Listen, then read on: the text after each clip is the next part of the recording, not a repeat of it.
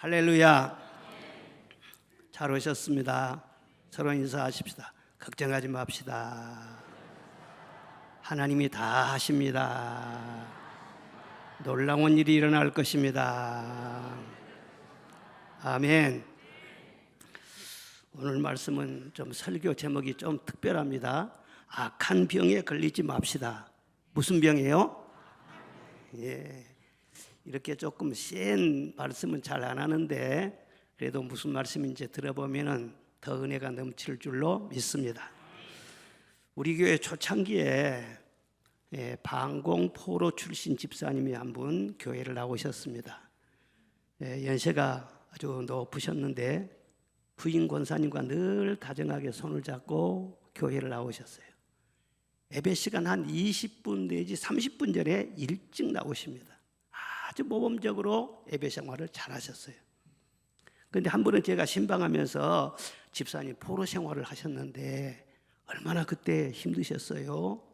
좀 궁금하기도 했습니다. 그래서 여쭈었더니 웃으시면서 목사님 말 조심해야 됩니다. 그때는요 말 한마디에 살고 죽고 했어요. 말 한마디 잘하면은요 죽을 사람도 살아나요. 그런데 잘못되면은요 다음날 보이질 않아요. 그러면서 여러 가지 하실 말씀이 얼마나 많겠어요. 그런데 저한테도요 상당히 말을 조심해서 하시는 그런 것을 제가 느꼈습니다. 오늘 말씀 부분 예수님께서도 제자들에게 입단속을 하셨어요. 비판을 받지 아니하려거든 비판하지 말라. 제자들을 아끼고 사랑하는 마음으로 이 말씀을 거듭 하셨습니다. 단순히 남의 말 하지 말라 그런 차원이 아니라 영적으로 깊은 이유가 있는 거예요. 비판하지 말라 이 말씀 속에는 이 영적 생활에 심각한 영향을 끼칠 수 있기 때문에 삼가해야 된다 그렇게 말씀하고 있는 것입니다. 첫째로 이 비판은 악한 병입니다. 세상에 지금까지 밝혀진 병이 5,000가지 내지 6,000가지 정도 된다고 합니다. 그런데 새로운 병이 자꾸 또 생겨나고 있는 거예요. 몸에 병이 있는가 하면 마음에도 병이 있고 또 영적인 병도 있습니다. 그런데 성경에 보면은 이 몸의 병, 이 육체의 병보다도 영적인 병이 훨씬 더 그를 불행하게 만들고 고통을 주고 치명적인 피해를 준다 그렇게 말씀을 하고 있습니다. 그런데 바로 이 비판이라는 게 영적인 병이라는 거예요. 병 중에서도 암병처럼 아주 악한 병이라는 거예요. 암이 처음에는 생긴지도 몰라요. 전혀 아프지도 않습니다. 그런데 점점 자라다 보면은 이게 세포를 파괴하고 생명을 빼앗아가기도 하는 것처럼 우리 영혼을 파멸시키는 게 뭐냐면 이게 비판이라는 거예요. 우리는 무심코 하지만은 그렇게 큰 해를 끼친다는 것입니다. 성경에 보면 비판하다 망한 사람 얘기가 많이 나옵니다. 갈멜 사람 나발은요 큰 부자였어요. 그런데 하나님의 사람 다윗을 멸시하고 조롱하고 악한 말로 함부로 비방했어요. 그러더니 갑자기 몸이 굳어져 가지고 일어나지 못하다가 일주일 만에 죽었습니다.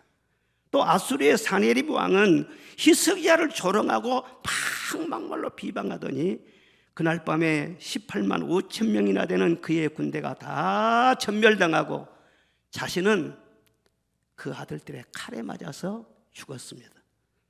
또 가룟 유다는 예수님에 대해서 늘 불평불만하고 옳은 말한다고 자꾸 그렇게 비판하고 하다가 마지막에 예수님 배신하고 자살하고 말았습니다. 또 성경에 미리암의 얘기는 자세하게 나옵니다.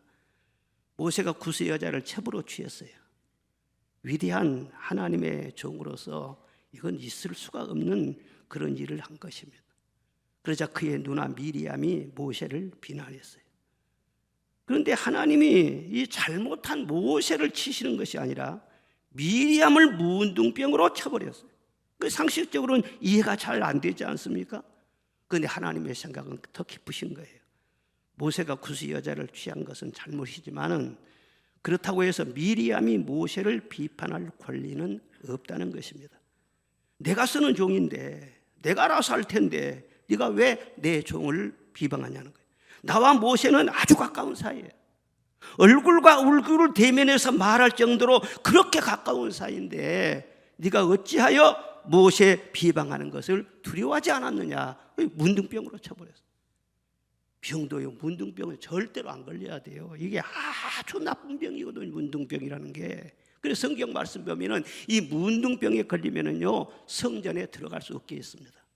그리고 집에서도 쫓겨났어요. 동네에서도 쫓겨났어요. 그리고 균이 신경을 점점 갉아먹기 때문에 이 감각이 죽어버립니다. 시신경을 갉아버리면은요 맹인이 되는 거예요. 그리고 마디마디 이런 데 갉아먹으면은요 그냥 손가락 발가락이 매듭이 다 이렇게 떨어져 나가는 것입니다. 그러니 냄새가 얼마나 고약한지 몰라요. 보기에도 아주 흉합니다. 이게 얼마나 악한 병입니까? 근데 무슨 뜻이냐 그러면은 영적으로 이 악한 이 병에 걸리면은요 성전에서 쫓겨난다고 했잖아요. 그러니까 은혜를 받을 수가 없어요. 성전 생활을 해도 꼭 물 위에 기름처럼요 하나가 되지를 않습니다. 그리고 가정에서도요 늘 비판을 주고 그런 사람은 가정이 화목이 잘 되지를 않아요. 그리고 무감각해가지고 성령께서 얼마나 마음 아파하고 얼마나 애통하시는데도 성령의 이 감각이 돼서 무감각합니다. 자기 혼자 그냥 좋은 거예요. 하나님은 괴로워하시는데. 또 나병 환자들은요 이 나병 환자끼리끼리 모여서 굴속이라든가 허름한 그런 동굴 밖에서 그렇게 살지 않습니까? 그러니까 비판을 좋아하는 사람은 꼭 그렇게 끼리끼리 모이는 거예요. 그래서 누가복음 6장 42절 말씀 다 읽어보겠습니다. 너는 내 눈 속에 있는 들보를 보지 못하면서 어찌하여 형제에게 말하기를 형제여 나로 내 눈 속에 있는 티를 빼게 할 수 있느냐. 외식하는 자여 먼저 내 눈 속에서 들보를 빼어라. 아멘. 여러분 눈에 들보가 들어있대요. 비판하는 사람은. 아니, 조그만 티만 들었어도 막 눈물이 나고 아프고 그냥 막 눈을 까가지고 막 훅훅 불고 난리가 나고 그러는데 아니 눈 속에 들보가 들어있으면 어떻게 되겠어요? 이게 보통 문제가 아니지. 들보가 들어있으니 앞을 제대로 보겠어요? 사람들하고 얼마나 부딪히지 않겠어요? 가는 길도 다 막힐 것이고 아니 들보가 이 속에 들어있는 되는 일이 뭐가 있겠어요? 되는 일이 하나도 없는 거예요. 그리고 인생이 잘 안 되는 것은 자기가 노력이 부족해서 안 되는 것이 아니라 이 들보가 가로막기 때문에 잘 안 되는 거예요, 일이. 비판을 좋아하면은요, 이렇게 자신을 불행하게 만들고 사람과의 관계를 어렵게 만들어. 어디 가나 환영을 받을 수가 없는 거예요. 그리고 오늘 말씀에 맹인이 맹인을 인도하면 둘 다 구덩이에 빠진다. 그렇게 말씀했어요. 비판하는 사람이나 비판하는 사람의 말을 듣고 동조해서 따라가는 사람이나 다 구덩이에 빠진다. 다 같이 안 된다는 거예요. 그러니까 참 분별을 잘해야 되겠죠. 데이비드 프랭크 박사라는 분은요 유명한 신경외과 의사인데 그분이 참 신경과민에 걸린 그런 사람들을 한번 데이터를 내서 조사를 해봤어요. 그랬더니 1000명을 대상으로 조사를 면밀하게 했는데 어떤 사람이 신경과민에 많이 걸리는가? 다 성격들이 비슷하더라는 거예요. 남에 대해서 날카롭게 비판하는 사람, 그런 사람들이 이상하게 이 병에 잘 걸리더라는 거예요. 그러니까 비판이라는 것은 나를 힘들게 하고 다른 사람의 고통을 주기도 하지만요 병의 원인이 되는 병이라는 것을 우리가 알 수 있는 것입니다. 그리고 또 둘째로는 비판에는 영적인 배후가 있어요. 영적인 뭐가 있다고요? 영적인 뭐가 있어요? 배후가 있다는 거예요. 이 말은 입으로 하지만은요 마음에서 나오지 않습니까? 이와 같이 비판은 내가 자유롭게 머리에서 한 것 같지만 아니에요. 더 깊은 영적인 배후가 있다는 것입니다. 비판은 어디서 나오느냐? 이 교만에서 나와요. 비판하는 사람은요 다 나를 의롭게 생각하고 나 자신은 옳다고 생각하고 문제 없다고 생각하고 그걸 전제로 해서 다른 사람을 비방하는 것입니다. 그러니까 겸손한 사람, 자기 자신을 늘 돌아보는 사람, 이런 사람은 절대 함부로 남을 비판하지 않습니다. 비판하는 그런 사람은요 겸손한 척 하지만은 이미 마음에는요 교만이 들어앉아 있는 거예요. 여러분, 우리 인간은 죄인이잖아요. 성경 말씀에 모든 사람은 다 죄인이라고 했어요. 다 타락했다는 거예요. 자, 시편 14편 2절부터 3절 시작. 여호와께서 하늘에서 인생을 구워 살피사 지각이 있어 하나님을 찾는 자가 있는가 보려 하신즉 다 치우쳐 함께 더러운 자가 되고 선을 행하는 자가 없나니 하나도 없도다. 아멘. 하나도 없도다. 선을 행하는 자가 없나니 하나도 없다. 완전한 사람이 누가 있냐는 거예요. 그래 예수님께서 죄 없는 자가 돌로 치라 그렇게 말씀하셨지 않습니까? 비판하는 사람이나 비판을 받는 사람이나 다 죄인이지 비판할 자격이 있는 사람은 세상에 아무도 없대요. 그런데 누가 누구를 비판해요? 그런데 성경 말씀 보면 참 재미있는 것이 예수님께서 십자가에서 이제 매달려서 죽으시지 않습니까? 가상 7원을 남기시고 죽으셨어요. 그런데 양쪽에 강도 두 사람이 같이 처형을 당한 거예요. 그런데 한쪽 강도는 처음에는 예수님 욕하다가 나중에는요 회개를 해요. 그래서는 바로 낙원으로 올라갑니다. 그런데 그 한편 강도는요 끝까지 회개하지 않습니다. 그리고는 자기가 강도질해가지고 사형집행을 당한 사람이요 하나님의 아들이신 예수님을 향해서 비방을 합니다. 성경 말씀은 분명히 비방이라고 되어 있어요. 비방을 해요. 아이고 참. 아니 사형집행 당한 사람이 감히 하나님의 아들을 향해서 비방을 해요. 이게 교만한 사람들이 하는 짓이란 말이에요. 속담에도요 똥 묻은 개가 겨 묻은 개에 나무라 한다는 거예요. 예, 틀림없는 그런 말이에요. 그러니 얼마나 조심해야 되잖아요. 그러니까 단순히 옳은 것으로 그 사람이 아주 많이 유식한 것으로 그렇게 함부로 남에 대해서 자꾸 말한 것 같지만 그 속에는 이런 깊은 교만이 도사리고 있다는 거예요.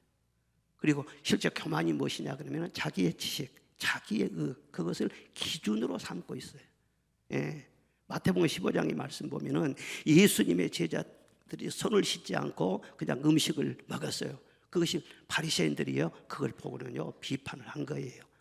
선생님 어째서 이 손 씻는 것은 다 우리가 하는 것인데 장로들의 전통인데 왜 손도 씻지 않고 그렇게 더럽게 음식을 먹습니까? 그러니까 예수님께서 딱 끼어드셨어요. 평소에는 조용히 계시다가요 정확하게 예수님 끼어들어서 말씀을 하셨어요. 너희는 사람의 전통을 크게 여기면서 왜 하나님의 계명은 지키지 않느냐? 사람의 계명으로 교훈을 삼아 가르치니 나를 헛되이 경배하는도다. 너희들이 옳다고 그렇게 목소리 높인다고 해서 옳은 것이 아니야. 옳고 그러면 누가 판단해요? 하나님이 판단해요. 의의 기준은 하나님께 있는 거예요. 내가 옳다고 해서 옳은 것이 아니고 다수가 옳다고 해서 옳은 것이 아니고 이 세상 어떤 사람들이 법을 만들어 가지고 설령 법에서 주장한다고 할지라도 다 옳은 것만은 아니라는 거예요. 하나님만 의의 기준이 되시는 줄로 믿습니다. 하나님의 말씀만 의의 기준이 되는 줄로 믿습니다. 그렇게 믿는 사람이 참된 그리스도인인 거예요. 누가 말한다고 해서 누가 옳다고 해서 휩쓸리는 것이 아니라 그래? 그럼 하나님께서 어떻게 말씀하셨지? 한번 생각해 보는 거예요. 당신 틀렸네. 하나님 말씀 그게 아니잖아. 이 분별하는 사람이 참된 그리스도인. 그러니까 겸손한 사람은 늘 하나님의 말씀의 거울 앞에 자기 자신을 자꾸 비춰보는 거예요. 다른 사람 비출 그런 시간적인 여유도 없어요. 자기를 먼저 늘 비추면서 하나님 앞에 자기 자신을 정결한 신부로서 잘 이렇게 가꾸려고 하는 그런 사람이 겸손한 사람이죠. 그리고 이 비판이라는 것은 어디서 나오냐? 시기와 질투에서 나온다고 하는 것입니다. 이 시기와 질투도 마음속 깊이 감추어져 있기 때문에 잘 보이질 않아요. 그런데 말을 들어보면요, 저 사람 속에 시기가 있구나. 누구나 다 알 수가 있거든요. 그리고 마음속에 열등감이라든가 어떤 컴플렉스라든가 그런 것이 많이 있는 사람은요, 마음이 삐딱해요. 그리고 부정적으로 말을 해요. 잘 되는 그런 사람을 싫어해요. 그리고 곱지 않은 말이 자꾸 나가게 되는 거예요. 이거 건강치 못하다는 것입니다. 그런 사람들이 늘 하는 말이 뭐냐면은 비판도 필요해. 건전한 비판이란 것은 발전을 위해서 필요한 거야. 그렇게 말을 하지만요, 건전한 비판이라고 할지라도 굉장히 조심스러운 것입니다. 찰스 스윈돌 목사님은 그런 말씀을 했어요. 건전한 비판을 하려면 적어도 7가지 조건을 갖춰야 된다. 첫째는 정당한 비판을 위해서는 모든 사실을 다 알아야 된다는 거예요. 알고 말을 해야 된다는 거예요. 한쪽 부분만 갖고 말하지 말라 그 말인 거예요. 둘째는 비판의 동기가 순수해야 된다는 거예요. 정말 정의를 위하느냐, 정말 사랑으로 말을 하느냐, 속에가 꼬장이가 들어있어서 말하느냐. 그 셋째로는요, 완전히 객관적으로 판단해야 된다. 주관적으로 판단하지 말고. 넷째는 또한 어떤 맥락에서 이 사건이 일어났는지 그때 그 상황에 대해서 잘 알아야 된다는 거예요. 상황에 따라서 똑같은 말도 다르지 않습니까? 그리고 모든 것이 다 밝혀져야 돼. 그리고 편견이 없어야 돼. 그리고 일관성이 있어야 된다. 이 7가지를 다 갖춘 사람이라야 건전한 비판을 할 수 있다는 거예요. 그런데 이 7가지 다 갖춘 사람이 세상에 누가 있겠어요? 그런 사람 싹 드물거든요.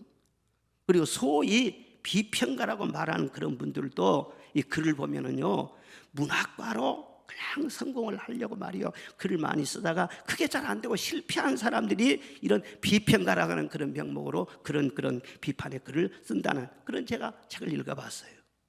그러니까 성공적인 사람은요, 남 잘 되는 것을 같이 좋아하는 거예요. 다 같이 축복해주고 같이 즐거워해주는 거예요. 그런데 그렇지 못한 사람들은요, 늘 이렇게 비판적인 의식을 갖게 된다는 거예요. 아무리 잘못된 일이 있을지라도 자기 자녀가 대상이라면요, 자녀의 허물을 막 그렇게 들추고 막 그렇게 합니까? 아니지. 자기 자녀에 대해서는 다 감추지요. 그런 일 없다고 그러지요. 비판의 그 근본은 시기에서 나온다. 그리고 더 중요한 것은 비판은요, 마귀의 전유물이라는 거예요. 마귀의 주무기라는 거예요. 자, 야고보서 4장 11절로 12절 말씀을 다 같이 읽겠습니다. 시작. 형제들아, 서로 비방하지 말라. 형제를 비방하는 자나 형제를 판단하는 자는 곧 율법을 비방하고 율법을 판단하는 것이라. 내가 만일 율법을 판단하면 율법의 준행자가 아니요 재판관이로다. 계속, 입법자와 재판관은 오직 한 분이시니 능히 구원하기도 하시며 멸하기도 하시느니라. 너는 누구에게 이웃을 판단하느냐. 아멘. 이게 굉장히 중요한 말씀입니다. 하나님과 우리 인간은요, 그 역할이 다르다는 거예요. 하나님은 율법의 입법자요 재판장이에요. 그러니까 우리는 뭐냐? 우리는 율법의 준행자라는 거예요. 우리는 율법을 지켜야 할 사람이라는 거예요. 판단은 누가 하시느냐? 재판관 되시는 하나님이 판단하신다는 거예요. 율법을 세우시는 이도, 입법하시는 이도 하나님이시고 판단하시는 이도 하나님이시고, 우리는 오로지 율법을 잘 준행함으로 하나님의 복을 받는 사람들이에요. 거기에 초점을 맞춰야 돼. 그런데 만약에 율법을 진행해야 할 사람이 돼가지고 남을 함부로 비판하는 자리에 앉아, 그 사람은 하나님 자리에 대신 앉아있는 것이나 똑같은 것이죠. 그게 보통 교만한 것이 아니죠. 그게. 그래서 다니엘 11장 31절에 그랬어요. 성소에 미운 물건을 세울 때가 되면 세상 끝날이 온다 그랬어요. 거룩한 성소에 미운 물건, 그 미운 물건이 우상을 말하기도 하고, 말하자면 사단이 자기가 하나님 대접을 받으려고 하나님 자리에 앉는 그것을 말하기도 하는 것입니다. 그렇게 되면 세상은 끝난다는 거예요. 그러니까 하나님은 재판을 하시고 하나님이 입법도 하시고 그러는데, 하나님이 재판하는 그 자리에 내가 판단하려고 그렇게 하면은, 영적으로 보면은요, 그것은 나의 영적인 모든 생활은요 끝이라는 거예요. 내가 바로 하나님 자리에 앉아 있는데 이게 얼마나 이게 교만한 것입니까? 그래서 많은 현대인들이 언론의 자유라는 명분으로 남의 약점을 막 들춰내고 남 안 되는 거 막 나쁜 거 말하기를 좋아하고 그러는데요, 이런 배후에 말하자면은 이 영적인 역사가 아주 깊게 도사리고 있다는 거, 이 분별력이 우리 성도들에게는 있어야 되는 것입니다. 저는 지금까지 남 비판을 즐겨하면서 은혜 충만한 사람을 별로 본 적이 없어요. 남에 대해서 자꾸 험담을 하고 부정적인 말을 그렇게 잘하면서 잘 된 사람을 별로 본 적이 없어요. 특히 하나님이 하신 일을 함부로 비판하면요, 영적으로 절대 풀리지를 않습니다. 혼자 예배를 드리고 찬송하고 막 한 것 같아도요, 하나님은 그게 아니에요. 그게 아니다. 하나님하고 맞아야 돼요. 그래야 기도도 잘 돼요. 응답이 풍성해요. 내 마음에 평화가 있어요. 혼자 신앙생활은 열심히 한다고 하는데 하나님은 아니래요. 얼마나 그게 두려운 것입니까? 여러분, 하나님과 화목하시기를 바랍니다. 그럴 때 평안이 오고 복이 올 줄로 믿습니다. 여러분의 영적 배우는 이런 교만도 아니고 마귀도 아니고 항상 성령 충만이시기를 주의 이름으로 축원합니다. 성령 충만하면 비판이 틈탈 곳이 없는 것입니다. 성령 충만하면 사랑과 희락과 화평, 성령의 열매를 맺게 되어 줄 줄로 믿습니다. 그래서 내 영혼이 잘 되고 범사에 잘 되고 강건하게 되고 하나님의 기쁨이 되는 거예요. 우리만 기뻐서 되는 게 아니고 하나님의 기쁨이 돼야 돼.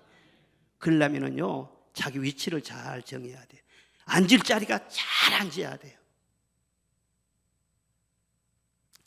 그리고 마지막으로는 하나님은 비판을 싫어하시고 축복을 아주 좋아하신다는 사실을 발견할 수가 있습니다. 하나님은요, 재판장이라고 했잖아요. 그러니까 하나님만 재판하실 수 있어요. 예, 비판하실 수가 있어요. 그런데도 하나님은요, 함부로 비판하고 그런 것을 그렇게 좋아하지 않으세요. 인간을 막 정죄하고 막 심판하고 막 지옥에 그냥 막 쳐넣고, 이걸 하나님은 좋아하시질 않는다는 거예요. 그래서 심판을 아들에게 맡겼다, 그렇게 말씀을 하고 있어요. 요한복음 5장 22절에 아버지께서는 아무도 심판하지 아니하시고 심판을 다 아들에게 맡기셨으니, 그렇게 말씀하셨어요. 그런데 아들이신 그 예수님도요, 또 심판하기를 싫어해요. 막 정죄하고 막 그냥 막 멸망시키고, 이걸 싫어하신다는 거예요. 그래서 우리 예수님이 하늘 영광을 다 버리시고 낮고 천한 이 세상에 내려오셔서 가난하고 병들고 슬픔을 당하고 고통을 받고 있는 수많은 영혼들을 불쌍히 여기시고 또 치료해 주시고 함께 눈물도 흘리시면서 구원의 길을 열어주신 거예요. 그리고 우리를 대신해서 십자가에 매달려 돌아가시고 무덤을 여시고 3일 만에 부활하시고 우리에게 영생의 길을 열어주신 줄로 믿습니다. 그리고 말씀하시기를 누구든지 나를 믿는 자는 사망에서 생명으로 옮기리라, 심판에서 영생으로 옮겨주리라. 나를 믿는 자에게 구원의 길이 열려질 것이니라. 천국의 문이 활짝 열려질 것이니라. 그래서 주님이 말씀하시기를 나는 절대 너희를 심판하기를 원치 않아. 아무리 죄인이라고 할지라도 나는 구원하기를 원해. 그러니 나를 믿어라. 구원의 길은 다른 것이 있는 것이 아니에요. 나를 믿으라는 거예요. 교회 왜 나오셨어요? 예수님 믿기 때문에 나오셨어요. 예수님 믿으려고 나오셨어요. 이것이 바로 구원의 핵심이거든요. 그러면 모든 심판 다 면한다는 거예요. 예수를 믿고 새롭게 되니 기쁨이 넘쳐요. 그렇죠? 예수 믿으면요, 죄 사함 받고요, 심판이 없어지니까 기쁨이 넘쳐요. 어둠 거치고 새날이 오니 행복이 넘쳐요. 이전에 없던 평안을 얻으니 찬송이 넘쳐요. 샘솟는 기쁨 전해주세요. 예수 이름으로 기쁨도 넘치고 행복도 넘치고 평안도 넘치고 축복도 넘치고, 절대로 주님께서는요, 한 사람이라도 우리가 멸망당하는 것을 원하지 아니하시고 심판하는 것을 즐겨하지 아니하시고 우리에게 영생을 주기를 원하신 분인 것을 믿으시기를 바랍니다. 예수 믿으세요. 예수 믿으세요. 예수 믿으세요. 예수 믿으세요. 주를 믿는 자 그는 행복해요. 영원한 생명 얻으니 하나님 나라 그의 것이라. 어서 예수 믿으세요. 할렐루야. 교회 이왕 나오셨으니까 믿어요. 믿어요. 머리로만 맴맴 돌게 하지 말고 예수님 내 마음에 들어오시옵소서. 예수님, 내가 예수님을 영접하기를 원합니다. 말씀 한마디 하면 예수님께서 여러분의 심령 속에 푹 들어가세요. 한 번 들어오시면 떠나지도 않으세요. 인생이 변화되는 거예요. 영원토록 그 인생을 책임져 주시는 거예요. 얼마나 놀랍습니까? 예수님 밖에 있는 사람에게는 심판의 대상이요, 언젠가는요, 심판당하고 지옥불로 떨어져요. 얼마나 두려워요. 그런데 일단 예수님 안에 들어와서 믿으면은요, 예수님은 사랑으로 우리를 보시는 줄로 믿습니다. 10가지 100가지 약점이 있어도요, 그 약점 다 덮어주시는 거예요. 그리고는요, 그냥 좋게만 보시고 그냥 사랑으로 보시고 모든 걸 다 덮어주시는 분이에요. 여러분 한 분 한 분을 주님께서는요 엄청나게 사랑하시는 거예요.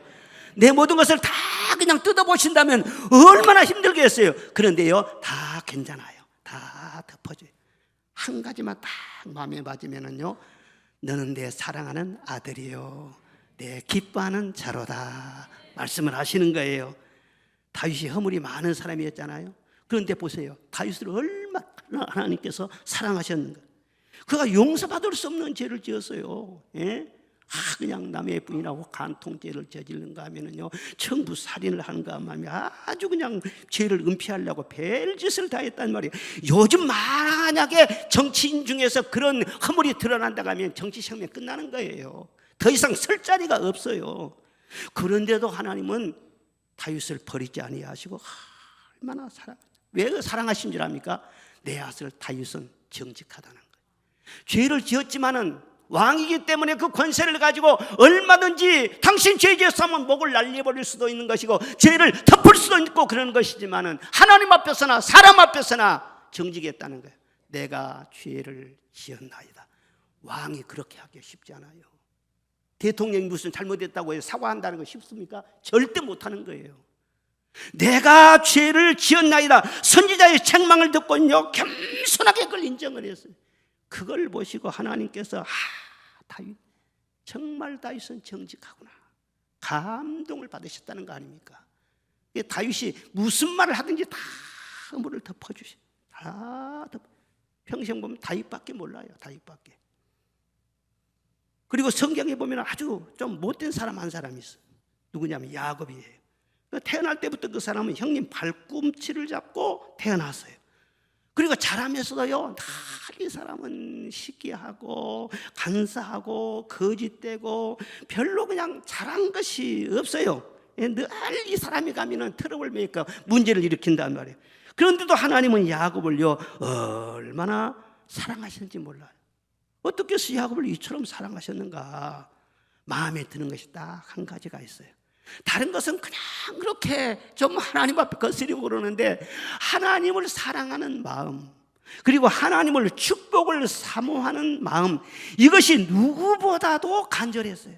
나는 하나님의 복을 받아야 됩니다.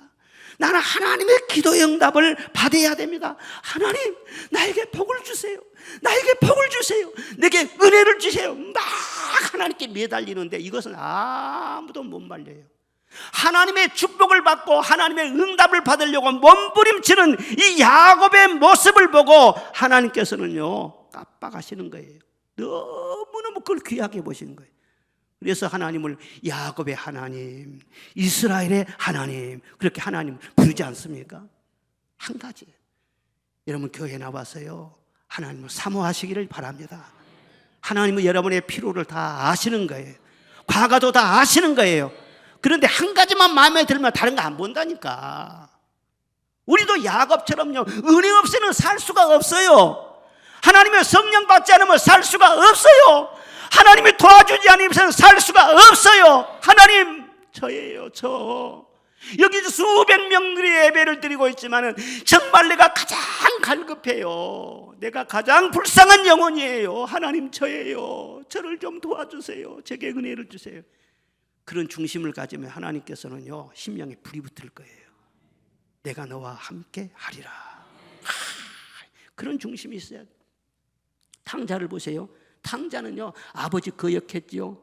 그리고 그냥 물려줄 재산 미리 써 달라고 해가지고 그 챙겨가지고 아예 그냥 가출해버렸죠. 하나부터 열까지 다 아버지 그냥 가슴에다 못을 받고 그냥 나간 사람이에요. 나가서 창녀들과 어울리고 술 친구들과 놀아나고 그리고 그냥 막 도박하고 재산을 다 허비하고 돌아다니다가 거지꼴이 돼가지고는 돌아왔어요. 그런데 성경 말씀 보면 아버지가 그 돌아온 아들에게 야, 너 거지 돼 갖고 왔구나. 그 돈 다 어디다 갖다 누구한테 줬느냐? 그렇게 말하지 않고는요 전혀 탓을 하지 않아요. 너 왜 그랬느냐? 나무라고 한 것이 전혀 없어요. 그리고 뭐라고 한 줄 아세요? 죽었던 내 아들이 살아왔구나. 잃었던 내 아들을 내가 다시 찾았구나. 너무 기뻐가지고 새 옷을 입혀주고 손에 막 가락지를 끼워주고 노예는요 신발이 없어요. 신도 막 신겨주고 그리고 송아지를 잡고 잔치를 열었다는 것 아닙니까? 하나님 마음이 바로 그런 거예요. 이것저것 다 보시지 않고 돌아온 것 그 한 가지만 보고도 말이죠 다른 허물 다 덮어주고 이제 새 출발이야. 너와 나는 새롭게 출발하는 거야. 그리고 그 집안에 있는 모든 것 이전에 가졌으니까 네 몫은 없어 그렇게 말하지도 않아요. 내게 있는 것이 다 너의 것이야. 얼마나 좋으신 하나님인지. 오늘 이 성전에 계신 여러분들 중에서도요 어떤 분들은요 아이고 교회 갈까 말까 은박교회를 갈까 망설이고 망설이다가 큰맘 먹고 그래도 내가 가서 은혜를 받아야지 그리고 나온 사람들이 아마 있을지 몰라요. 하나님께서는 그런 중심을 왜 모르시겠어요? 다 아세요. 하나님께서 더 사랑하실 줄로 믿습니다. 성전에 나온 것 그 하나만으로도 하나님께서는 엄청 반가워하시고요 새 옷을 입혀주시고요 잔치상을 차려주시고요 그 하나님의 사랑이 느껴질 때 우리의 마음이 얼마나 기뻐요. 주 앞에 나올 때 우리 마음 기쁘고 그 말씀 힘되어 새 희망이 솟는다. 고난도 슬픔도 이기게 하시옵고 영원에 이때여 살아가게 하소서. 하나님 우리의 자랑과 기쁨이신 줄로 믿습니다. 우리의 자랑과 기쁨 생명의 하나님. 같이 부르면 얼마나 좋아요. 우리 예배를 받아주시옵소서. 할렐루야. 하나님 우리의 기쁨이십니다. 생명이십니다. 자랑이십니다. 하나하나 다 뜯어보고 모든 거 따지면은요 이 가운데 설 사람 하나도 저부터 이 거룩한 강단에 어떻게 올라올 수가 있어요. 그런데 하나님께서는요 사랑으로 모든 허물을 다 덮어주시고요 내가 너를 사랑한다. 너 강단에 올라가서 설교하기만 하면은 성령이 역사할 거예요. 회개 역사가 일어날 거야. 마귀가 떠나갈 거야. 치유 역사가 일어날 거야. 설교하기 전에도 하나님께서 그렇게 내게 말씀을 주셨어요. 할렐루야. 그 사랑 안에 살면서 딴 길로 가지 맙시다. 할렐루야. 하나님의 눈을 가져야 된다니까요. 너무 현미경처럼 눈이 밝아가지고는요 막 허물 다 찾아내면 안 돼요. 예? 긍정적으로 눈을 가져야지. 위대한 화가 미켈란젤로 이러면 잘 아시지 않습니까? 그런데 이 미켈란젤로가 한번 파티에 초청을 받았어요. 그런데 거기 참석한 사람들이요 막 낄낄대면서 어떤 사람은 흉을 보고 있는 거예요. 그래서 미켈란젤로가 참여긴 하지 않고 딱 침묵을 지키고 있으니까는 친구들이요 자네는 뭘 그렇게 깊이 생각하고 있는가? 그래 나는 그냥 그림만 생각하는 거야. 그래 그럼 어떤 그림을 그리려고 구상을 하고 있어? 그리고 화선지를 내주면서 여기다 한번 그려봐. 그래서는요 미켈란젤로가 화폭에다가 흰 물감을 딱 칠했어요. 그리고 거기다가 검은 점 하나를 딱 찍었어요. 그걸 보여주면서 친구들에게 뭐가 보이나 그랬더니 까만 점이로구만. 그럴 줄 알았네. 나는 하얀 부분을 보고 있다네. 하얀 부분이 훨씬 더 많지 않은가? 마음이 비뚤어진 사람은 항상 부정적인 것만 보게 되는 법이야. 허물이 많은 사람일수록 남의 약점을 들춰내는데 앞장서는 거야. 그래서 친구들이요, 찍소리도 못했대요. 역시 대가는 대가구나. 마음이 얼마나 찔리지 않겠어요? 사랑하는 여러분, 건강의 비결이 무엇입니까? 잘 되는 비결, 함께 행복할 수 있는 비결이 무엇입니까? 사랑의 눈을 갖는 것입니다. 선한 눈을 갖는 것입니다. 사람은 누구든지 다 장점도 있고 단점도 있고 다 그래요. 그런데 단점은요, 내가 기도해 줘야 할 제목으로 알고 늘 좋은 점을 찾아서 가까운 사람이나 멀리 있는 사람이나 서로 칭찬해주고 격려해주고 용기를 주는 우리 모든 성도가 되시기를 주의 이름으로 축원합니다. 어느 마을에 두 청년이 있었는데요, 비슷한 시기에 둘이 결혼을 했대요. 약속한 것이나 같이. 그런데 한 사람은 결혼한 다음에는요, 자기 아내 보니까는 너무 이쁘고 착하고 좋은데 몇 가지만 좀 고쳐주면은요 정말 더 좋겠어, 완벽하겠어. 그러니까 매일 한 가지씩 그 아내의 단점을 지적하면서 당신은 그것만 고치면 돼, 그런 식으로 말을 했다는 거예요. 그런데 계속 그렇게 하니까는요 그 아내가 막 짜증이 난 거예요. 그래서는요 완벽하기는커녕 점점 성격이 나빠져 가는 거예요. 그리고 당신이 뭔데 그렇게 자꾸 말을 하냐고. 이거 소리가 막 나고 하루도 그 집안에는요 싸움이 끓일 날이 없었다는 거예요. 그런데 다른 한 사람은요 생각을 달리한 거예요. 우리 아내 장점을 내가 찾아내어서 칭찬을 해줘야 되겠다, 그렇게 생각하고 하루에 한 가지씩 말이죠, 꼭 장점, 좋은 점, 그런 것을 꼭 말을 해준 거예요. 물론 그 아내에게도 단점이 많이 있어요. 그런데 그것은 자신이 채워줘야 할 몫으로 생각을 하고 하여튼 장점만 늘 보려고 노력을 했어요. 그랬더니요 부부관계가 너무 좋아지고는요 집안에 늘 웃음꽃이 피고요, 하하 호호 헤헤 늘 이렇게 서로 웃는 거예요. 그리고는요 집안일도 잘 되고 사업도 잘 되고 아들 딸 많이 낳고 잘 살았대요. 눈이 중요해요. 눈이 어떤 눈을 갖느냐. 여러분, 가정 행복의 비결이 다른 데 있는 것이 아닙니다. 사랑의 눈으로 보고 서로 허물을 덮어주면서 귀하게 여겨주고 칭찬하고 믿어주고 용기를 주면은요 아내는 아내대로 힘이 날 줄로 믿습니다. 남편은 남편대로 힘이 날 줄로 믿습니다. 부인들은요 좀 말을 많이 하잖아요. 그러니까 남편들한테 막 말로 힘을 줘야 돼요. 그래야 돈도 많이 벌어. 돈 많이 벌어오면 자기도 유익이지. 수입이 많아지니까는 당신이 최고라고. 당신처럼 멋진 남자가 없다고. 나는 다시 태어나도 당신밖에는 나는 신랑감이 없다고. 그런 식으로 자꾸 말하면은요 빈말인 줄 알면서도 말이 힘이 나는 거예요. 또 말이란 것이 참 이상해요. 그 약이 된다는 것이니까. 자녀들 기르는 방법도 마찬가지예요. 언제나 자녀들 약점을 보지 말고 좋은 점을 봐요. 믿음의 말을 해주고 격려의 말을 해주고. 사람이 그러거든요. 뭔가 한 가지씩 잘하는 것은 있거든요. 꼭 공부만 잘해가지고 크게 된 것이 아니에요. 공부 실력 못하면은요 다른 축구를 잘한다든가 그림을 잘 그린다든가 무슨 뭘 잘 만진다든가 뭘 하든지 간에 하여튼 먹고 살 수 있는 그런 천부적인 은사를 하나님이 다 주신단 말이에요. 그러니까 잘 격려를 해줘야 돼요. 하나님 너와 함께 하신다, 하나님 너를 사랑하신다, 너는 하나님의 최고가 될 것이다, 자꾸 격려를 해줘. 감리교회 창시자인 요한 웨슬리 어머니가 그랬다 하잖아요.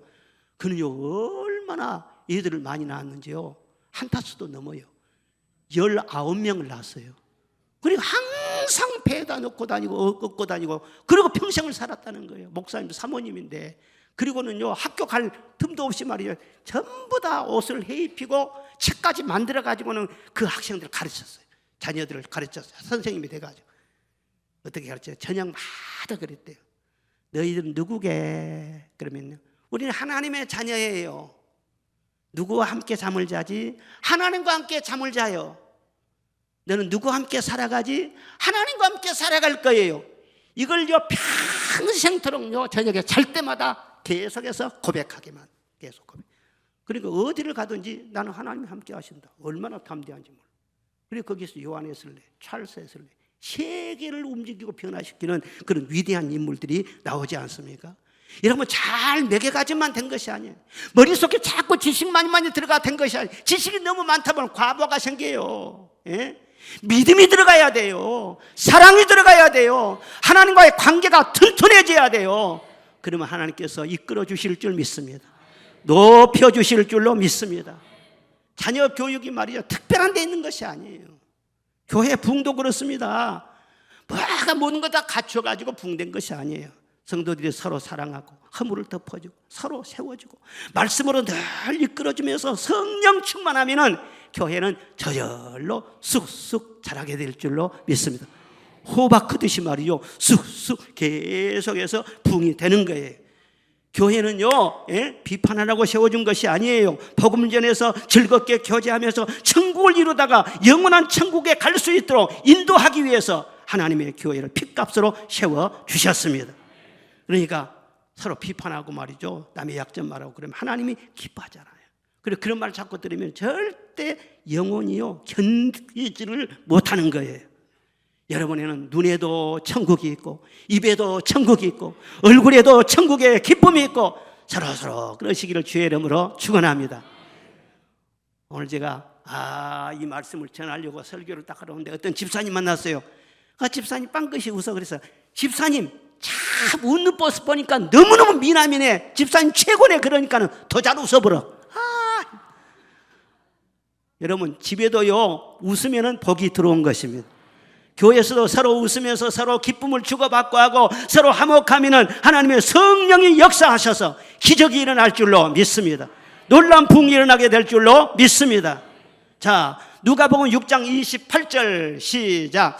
주라 그리하면 너희에게 줄 것이니 곧 후이되어 누르고 흔들어 넘치도록 하여 너희에게 안겨주리라. 너희가 헤아리는 그 헤아림으로 너희도 헤아림을 받을 것이니라. 아멘. 예, 주라 그랬잖아요. 주라. 받았으니 너희가 주라는 거예요. 예? 받은 대로 주라는 거예요.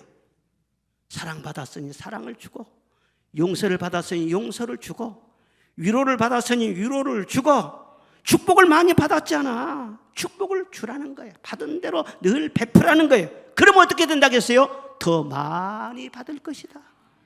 할렐루야. 더 많이 받을 것이다. 서로 사랑을 주시기를 바랍니다. 곁에 분들에게 인사하면서 사랑합니다. 축복합니다. 기쁨 충만하시기 바랍니다. 잘 되시기를 바랍니다. 아마 돈을 보면은요, 풍성하게 주는지 인색하게 주는지 다 알 수 있어. 대를 줄 때 말이죠, 탁깨끼로 주는지 말이야, 고봉으로 주는지 금방 알 수가 있어. 다시 한번 해봐요. 잘 되시기 바랍니다. 바이브레이션을 넣어가지고 잘 되시기 바랍니다. 할렐루야. 이러면 얼마나 분위기가 좋아요. 하나님께서는요 더 준대요. 할렐루야. 누르고 흔들어 넘치도록 하여 너희에게 다른 데로 가지 않게 하고, 네가 그랬잖아. 네가 그러니까 너한테 안겨주리라는 거예요. 이 세상에는 투자해놓고 손실당하고 말이죠, 손해보고 그런 사람들 얼마나 많아요. 근데 하나님 앞에 잘 제대로 하면 절대로 손실될 염려가 없는 거란 말이에요.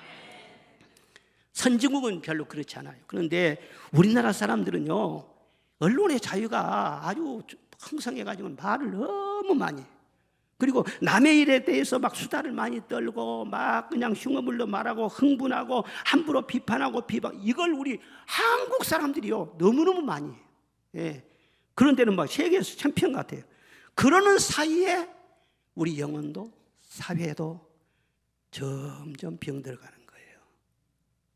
이걸 알아야 돼요. 하나님께서 우리나라에 어마어마한 복을 주신 줄로 믿습니다. 앞으로도 놀라운 계획을 갖고 계신 줄로 믿습니다. 그런데 앞으로 이 나라가 잘 되는 것은 우리가 하기 나름인 것입니다. 말을 조심해야 돼요. 정치인들이라고 해서 안 듣는다고 해서 함부로 막 욕하고 그럴 것이 아니라 정치도 말이기 위해서 기도해 주시기 바랍니다. 그분들이 잘 돼야만이 나라가 잘 될 것 아니겠어요? 남들은 다 그럴지라도요, 그리스도인들만큼은 그러면 안 되는 거예요. 그리스도인들은 세상에 소금이 돼야 돼요. 빛이 되어야 하는 것입니다. 사명을 다 하는 그날까지 절대로 이 악한 병에 걸리지도 말고 지치지도 말고 죽지도 말고 믿음 잘 지키고 승리하시기를 주의 이름으로 축원합니다.